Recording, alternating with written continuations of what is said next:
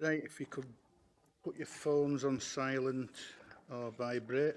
Right, I notice there's one or two changes to the papers. First off, membership of the committee. Councillor Firth, who are you today? Oh, I'm me. You're yourself. Right. Uh, Councillor Sokol, who might you be today? Right. I am on this committee and I'm Councillor Yes. Jackie Ramsey. And so are you. Yes. Councillor Gregg, have you got apologies for Councillor Sheard? Yeah. And apart from that, all officers are here. We nearly left one in Cleckheath. Well, Andrea did. Right. Minutes of the previous meeting. Can we pass those as a true record? Thank you. Item 3, declarations of interest and lobbying. Councillor Firth. None. Councillor Sokol. None. Councillor Ramsey. None. Councillor Pavez. Councillor Bamford. Councillor Gregg. Councillor Lawson. Councillor Pinnett. And myself, none. It is a public meeting done on YouTube and whatever else. Exciting stuff. Item 5, deputations and petitions. Thank you. Item 6, any public questions?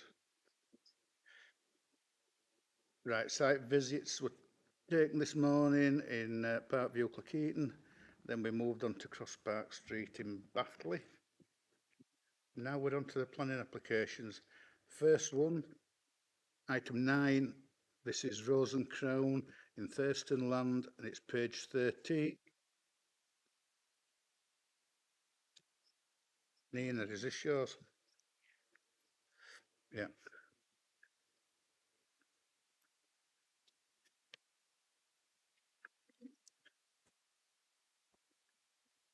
Thank you, Chair.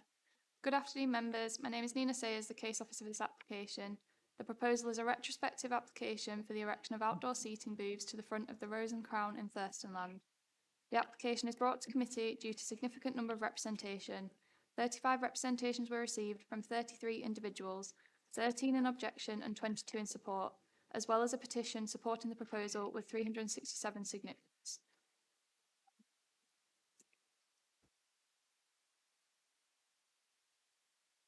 The site is located adjacent to the main highway going through Thurston Land.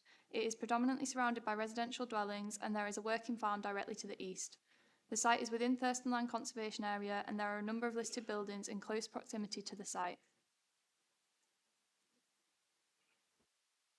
The scheme originally proposed 5 seating booths, however amended plans have been submitted which remove the booth directly in front of the property. The proposal now comprises 4 timber frame structures which would serve as covered seating booths for customers. The structures have a pitched roof design with openings to the front and side elevations, and there is a dining table and fixed seating inside each structure. The structures are adjacent to the eastern and western boundaries and have a width of 3.1 metres and a depth and height of 2.5 metres. The proposed booths will be located on the existing car park. It is noted a large number of representation refers to the parking provision and highway concerns in the area. There is existing issues regarding parking within Thurston Land. The level of parking that would be achievable if the cabins were to be removed is which serves a maximum of 6 spaces. Kirklees Highways Development Management recommended a traffic regulation order should this application be approved to allow for a passage of two-way traffic. This was considered by officers, however, for the reasons outlined in detail in paragraph 10.35 of the officers' report, the recommended condition for a traffic regulation order would not meet the 6 tests for planning conditions as outlined in the National Planning Policy Framework, and officers are therefore not recommending this condition in this instance. Given the existing parking issues within the proximity of the site, officers considered on balance the proposed development would not result in additional harm to the safety and efficiency of the highway network over and above the existing arrangements. The structure which has been removed from the plans is circled in red in the top left-hand image. On balance, officers consider the removal of this structure opens up the facade and significantly reduces the amount of timber visible from the highway and the prominence of the scheme, mitigating officers' initial concerns regarding visual amenity and harm to the historic environment. It is noted that the design and materials of the structure do not lend themselves to longevity and would lead to deterioration. Therefore, it is recommended that a temporary permission be granted for a limited 10-year period, which can be secured by condition. The applicant has agreed to the implementation of this condition. In conclusion, the proposal has been assessed against all relevant local and national planning policies, and for the reasons outlined fully in the committee report, the proposal is recommended for approval, subject to conditions. Thank you, Chair. Thanks, Nina. We've got one speaker, which is Richard Billington. Yeah, and press big button in middle. Aye, and you've got 3 minutes. Okay. Good afternoon, everybody. Thank you for having us. The sheds were built following COVID because obviously it made a complete nightmare for all hospitality. We only have just short of 50 seats in the whole pub, and of course we followed every regulation. Our customers are older, mainly. We followed every single regulation, and when they said we could reopen with outdoor seating, the government guidance was you can change car parks into, seating areas. But we are on top of a hill. I don't know if you know where Thurston is. On top of a massive hill, and it's not always very warm. So we tried to do it properly, as opposed to just putting seats out there, because half the time it's freezing or raining. So that's why we built them, and they've been massively, they've basically saved business. I mean, they've probably added 150 grand a year turnover, which we would have lost. They've created 5 jobs. We've had taken an extra chef, because the whole business changed with COVID. We were probably 70% drinkers, 30% food before it. Afterwards, it's about 80% food. As soon as it reopened, everybody wanted to eat. And of course, we only had less than 50 seats. We couldn't get people in. At one point, nobody could come in because we're following the rules. You had to be outside. And they've been a godsend. Even now, last night, there were 40 people in them. They just saved the business, basically. We've worked with count. We're quite happy with the conditions they've put on. It does look better without the middle one, you were right. So, and all the customers think it's better. Not else I can say, really. It's just, I hope it's approved and it keeps us going, because we're doing all right at the moment with it all. Don't know if any of you have any questions about it or anything.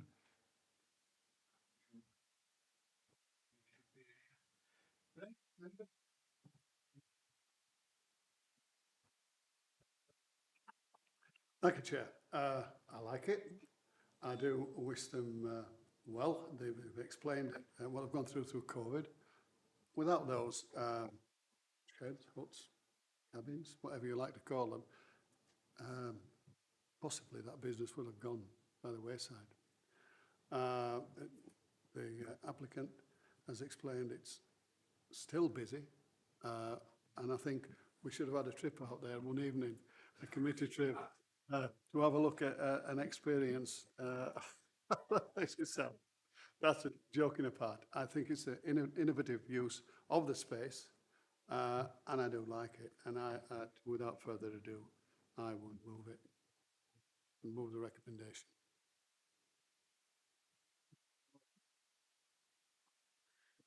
Thank you, Chair. Fully agree with Councillor Firth. Given the conditions and the negotiations that have taken place with the applicant and the subsequent changes, I think, yeah, I've no issues with seconding that, Chair.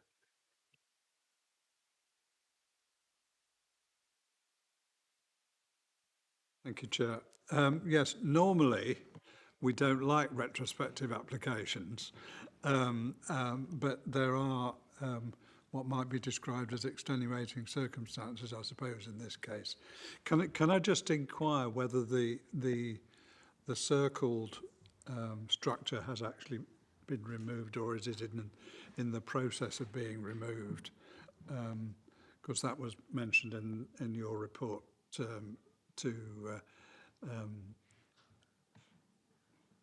otherwise I'm in support of what's proposed. Through you, Chair. It could be conditioned that it had to be removed within a set time frame.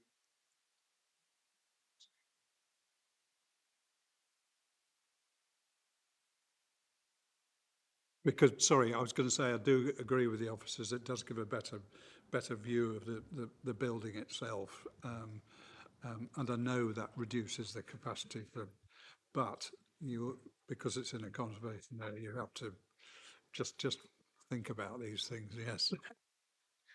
Right. Only other pub that I know that's done something like that is up at Diglington. I think that's that one up there as well. Right.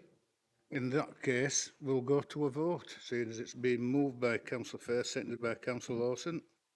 Andrea. Okay, so to vote to delegate to officers to approve, Councillor Firth? Or Councillor Sokol? Councillor Ramsey? Councillor Pervez? Councillor Bamford? 4. Councillor Gregg? 4. Councillor Lawson? 4. Councillor Pinnock? 4. Councillor Hall? 4. So that's carried, thank you. Right, next item, item 10, page 29. This is the number 11 Park View, Cleckheaton, and it's Nina again.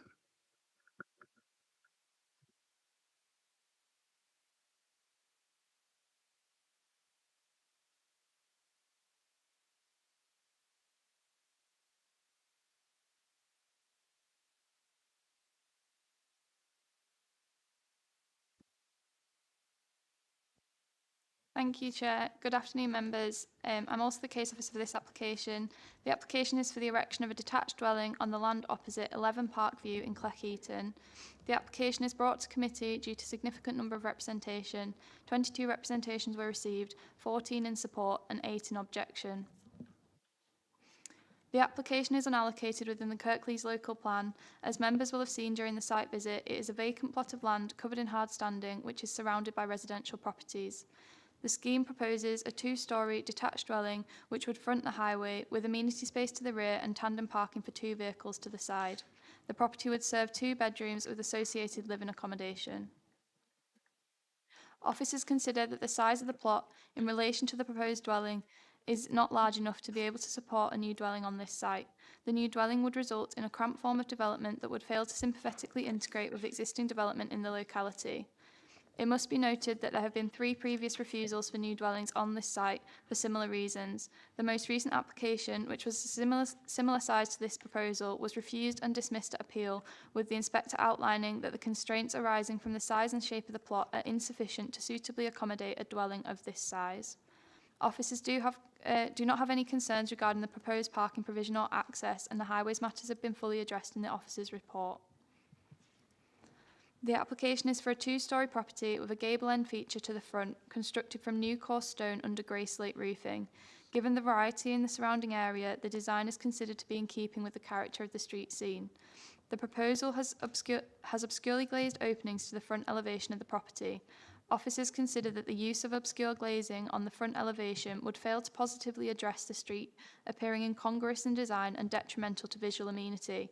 This was another aspect that was clearly outlined as unacceptable in the inspector's report for the previously refused scheme. Officers also have concerns regarding the impact on residential amenity.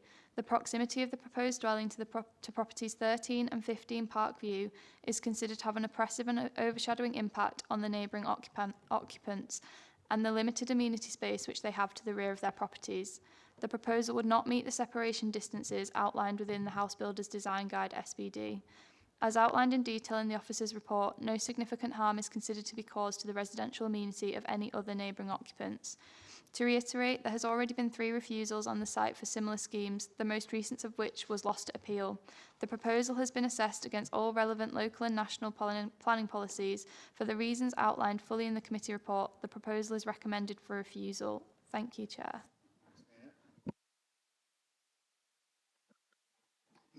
Got no speakers on this, so members, it's over to you, Councillor Pinnock.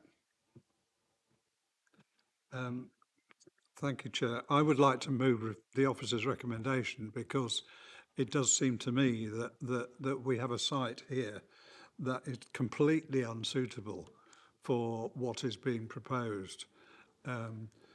It's for a detached house. There are no detached houses except at the back in relation to this property. so in that sense, it doesn't fit in with its surroundings, quite apart from the reasons that are given for refusal, that causing damage to the amenity of neighbours and things like that, and the idea that you have obscurely glazed front windows seems positively bizarre, frankly, and rather defeats the object of having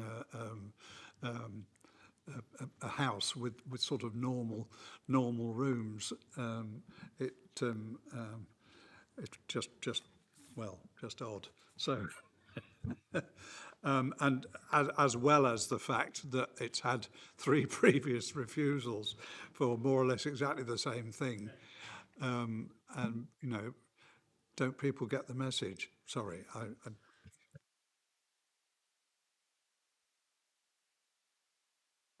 Thank you very much, Chair. I'd like to second Councillor Pinnock's recommendation to go with the office recommendation. I think you've articulated clearly what I was about to say around it's already been refused at appeal and there's no significant change. I'm uncertain why you would then put something in again. Mullin. Thank you, Chair. I was just reading this update from officer there. It say the house was originally two dwelling which have been converted into one single house. Can I ask office? Wrong one. Page 29. This is Click-Eaton. You've got the wrong one. Yeah, sorry, I got the wrong one. Yeah, I got it. Next one. Thank you. Right. Eric. Can I just make a comment, Chair? I do agree with everything that's been said, and why the applicant keeps coming back with something so similar defeats me. But there is a piece of land that will accommodate some kind of dwelling, but the applicant has got to be a little bit more realistic, and perhaps it would accommodate a small bungalow. But that's for the future. We're not considering that today.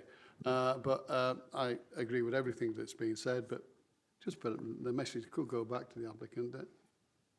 Think again. Yeah, totally agree. Any more? No, right.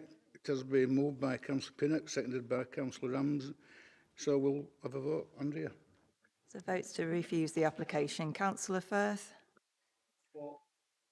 Councillor Sokol? For. Councillor Ramsey?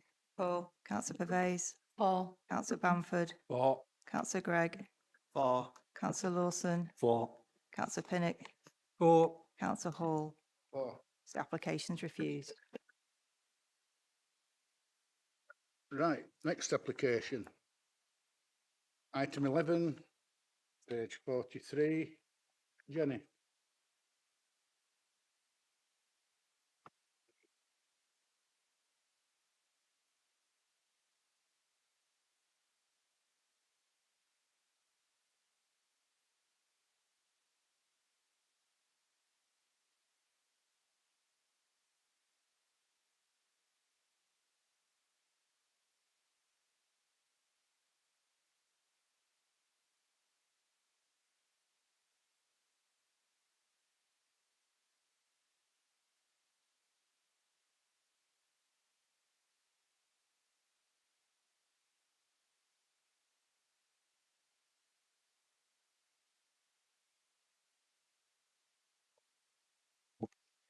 Good afternoon, members. Jenny Booth for Development Management. The application for 12 Cross Park Street is brought to committee at the request of Councillor Hababan Zaman for the reasons outlined in the officer report. As members will have seen on site this morning, the host property is a stone-built mid-terrace property, originally 2 dwellings, now operating as 1, with a small enclosed area at the front and a larger open yard area at the rear. The applicant is seeking planning permission for a single-storey front extension across the full width of the dwelling with a projection of 1.5 metres and a rear extension with a projection of 4.9 metres, forming a lower ground floor room and carport, and then a roof terrace above. This application has already been refused by officers earlier this year in terms of the front extension and the rear extension and with respect to visual amenity. There have been no changes since the previous refusal. In terms of the front extension, whilst the House and Extensions and Alterations SPD does support some modest front extension, in this case, the area to the front is so small that the extension proposed will fill it in its entirety, resulting in an incongruous appearance and being out of character with the wider area where there are no other front extensions. As such, it's considered this element fails to comply with policies as outlined in paragraphs 10.4 and 10.5 of the committee report. With respect to the rear extension, the yard area to the rear of the dwelling has a maximum depth of 6.3 metres. With a projection of 4.9 metres proposed, the extension will cover almost the entirety of it. Although it's noted part of that is open to provide the carport, overall it's the projection and the width is considered incongruous again over developing the rear of the property, and also fails to comply with policy as outlined in paragraphs 10.6 and 10.7 of the committee report. In terms of residential amenity, the impact on each of the neighbouring properties has been considered under paragraphs 10.11, 10.12 and 10.13, with the only note being made that with appropriate screening required by condition, the impacts on the neighbouring properties, in particular number 16 Cross Park Street, would be considered to be acceptable. Officers don't have any concerns in terms of highway safety, given there's plentiful on-street parking and there would still be a space retained. And although a representation was received, the issues raised were not material considerations. For the reasons outlined in the committee report, the application is recommended for refusal. Thank you, Chair. Right, two speakers. First up, Councillor Zaman. You have 5 minutes. Starting from now. Thank you, Chair. Can I start by thanking the Chair for allowing me to bring this application to committee? I have a few points that I'd like to highlight to the committee. Firstly, I believe that the requirements of the planning application to extend the house meets the requirements of the Supplementary Planning Development 2021, and I would urge you to consider this as material consideration when making your decision. I do not believe that putting a full-length balcony would be detrimental to the look of the property nor the area. In fact, I believe putting a partial balcony would have an odd look to the property. I would also add that the benefit of a balcony to the family is significant and desired. I note that there are other properties in the nearby vicinity that have similar bills and have been allowed in the past. Mr. Patel himself has provided a number of examples of these properties to Jenny and colleagues over a number of months now since the application has been submitted. However, we need to be transparent in our decision making, otherwise it does not put the council in good light with the applicant or the general public. The applicant has lived in the property for quite a number of years, and with his growing family to the size it is now, and an extension is very much required to allow the family to remain there comfortably for many years to come. Therefore, I would request the committee to look at this application sympathetically. Thank you. Go. Next speaker is Mr. Patel.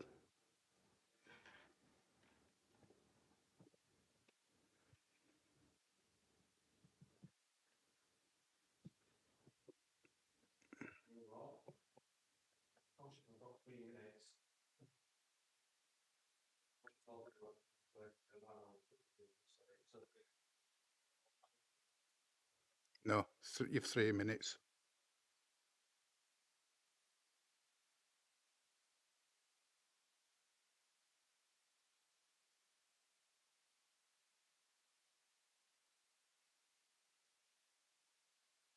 Jenny's actual lack of engagement has been highlighted, and I've actually raised this formally. I found out that the refusal took place whilst I was abroad, I had no engagement whatsoever, absolutely none.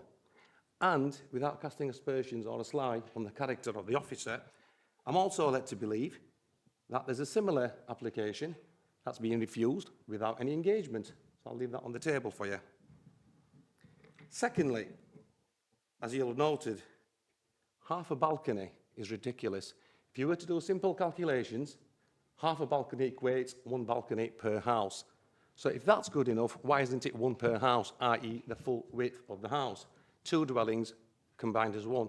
Nonsensical. You know, where's the logic in that? I have scoured literally the whole of North Kirklees, taking pictures just further down on Bridge Street, an obscure built dormer. How's that in keeping? How's that not congruent, or congruent, whichever way it is? Appalling situation. I've been up Healy, I've been up Suthill, and I've been told, well, yours is an older property, whereas this is the newer property. Load of nonsense. You know, there's a row of bungalows, and I mean bungalows, and unless I'm mistaken, a bungalow generally means 1 floor. There's another one on Woodhall Drive, which has got a full-on extension on top. Is that not in keeping with the rest of the street? Ridiculous. I don't buy this nonsense about it's in keeping with an older dwelling. I'm proposing to spend well over £100,000. My house has been sold 3 times over. I work from home, I need the space. Mother passed away recently, father lives with us. You know, what are we meant to do? I've got 4 kids, 3 bedrooms. The house is massive, but I might as well make use of the space I've got. Hence the proposal being middle floor, dining room, kitchen, or would be the living room. Downstairs would be a kids area and an office. I work from home, I need the space. As for privacy, well, there is none. To have a balcony at the rear, there's been no objection from the public, none whatsoever. I've read the report. The only comments that came in were potential damage to the cobbles, which, as I think Jenny's rightly for once mentioned, that there's no bearing. And I'm not having a go at Jenny, but I think the conduct of officers in this case has been appalling. Regardless, I mean, I'm probably going to say you're going to refuse it anyway, but I might as well get it off my chest. It's a kangaroo court. It's appalling. Thank you.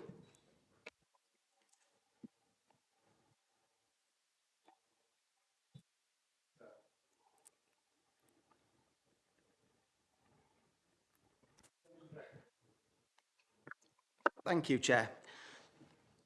Mr. Patel has made some comments. I believe, I'm very much of the school of thought that if you want to achieve what you're setting out to do, it's better to kill people with kindness than to try not to work with them. You've obviously made your views clear.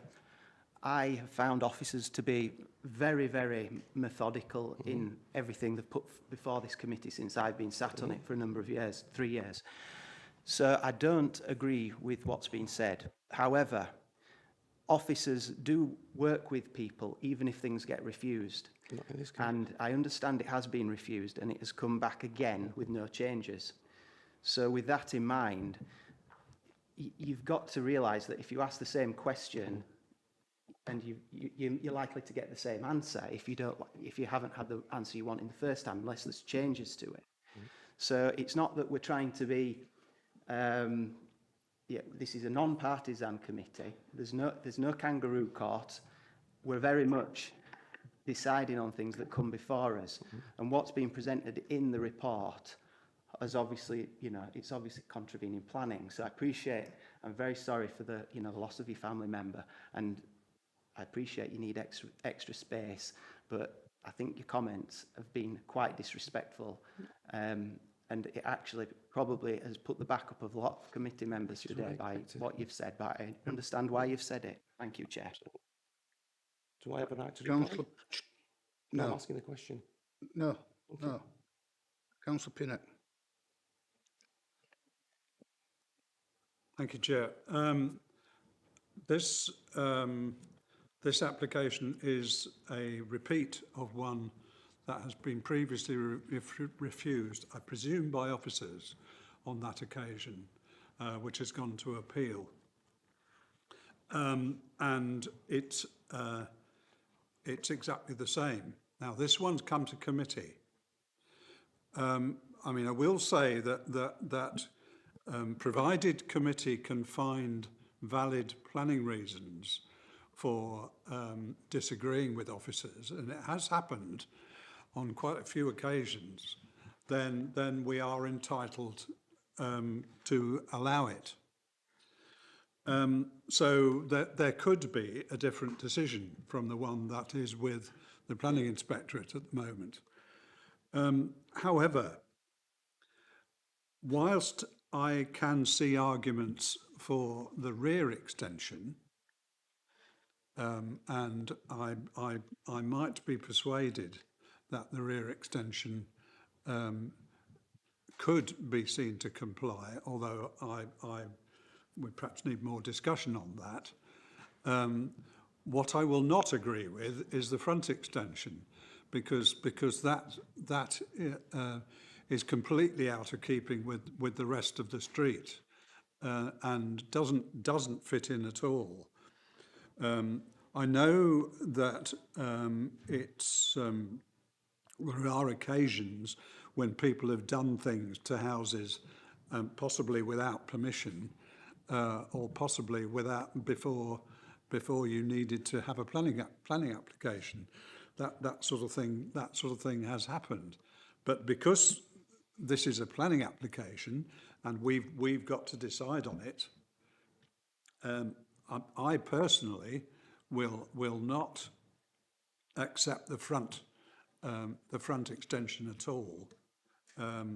The most you could probably get away with, as it were, is a porch, which could probably be done as permitted development. But in this case, I don't think it is acceptable at all. But because the two things are in the same application, just because you might agree with part of it and not the other part, you have to refuse the whole lot, and then come back with something that is actually acceptable. And I think it's important, as a lot of planning applicants for planning application have done, by talking to planning officers and working out what might be acceptable in the case, if they put their case and work out what might be allowable, then I would wholly recommend that as a way of proceeding, because you then understand what might be acceptable in particular circumstances. But I'm afraid, given that one part of this application to me is certainly not acceptable, whatever I think about the rest of it, the whole thing has to be refused. So I will move the officer's recommendation. Anybody else? Councillor Firth? Yeah. Thank you, Chair. I agree totally with what Councillor Pinnaker said. We've little choice. Our hands are tied, in fact. So I do second that. I think one thing that's got to be said as well, we're still awaiting an inspector's result. It would be stupid if we went totally against, off-piste, and inspector comes back and has got a totally different answer, or she, than what we give here today. We'd all look pretty stupid. So, could I just ask, Chair, before you continue? Yeah. Is the inspector's decision likely to be soon? Do we know? Through you, Chair. The appeal's been submitted, but we haven't had a start letter from the inspectorate yet. Thank you. right, it has been moved, it has been seconded. We'll go to a vote. Andrea? The vote is to refuse the application in line with the officer recommendation. Councillor Firth? Councillor Sokol? Abstain. Councillor Ramsey? For. Councillor Pervez? Abstain. Councillor Bamford? For. Councillor Gregg? For. Councillor Lawson? For. Councillor Pinnock? For. Councillor Hall? Oh, So application's refused. thank you. I do believe, colleagues, that that's it.